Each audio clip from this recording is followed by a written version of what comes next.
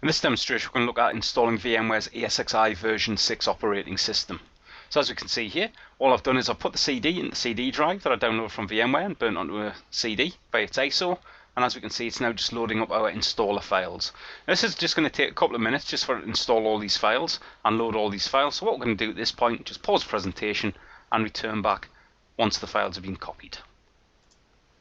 Now the files have loaded, we've come into the installer, so all we're going to do at this point here is we're going to hit the enter key to install ESXi. We're going to hit F11 to accept the license agreement, and then we'll just wait for it to scan our devices.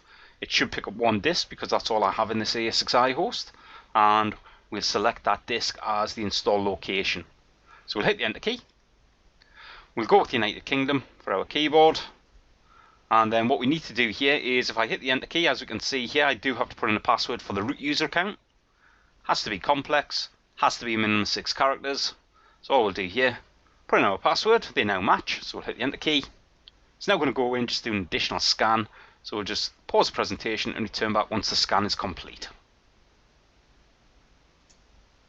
We're now at the installer screen, so all we'll do at this point here, just hit the F11 key.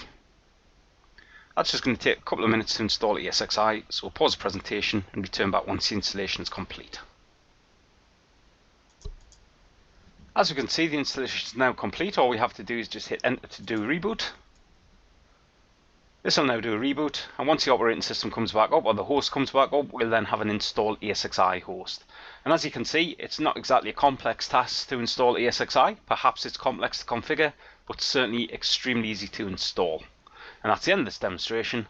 Thanks very much.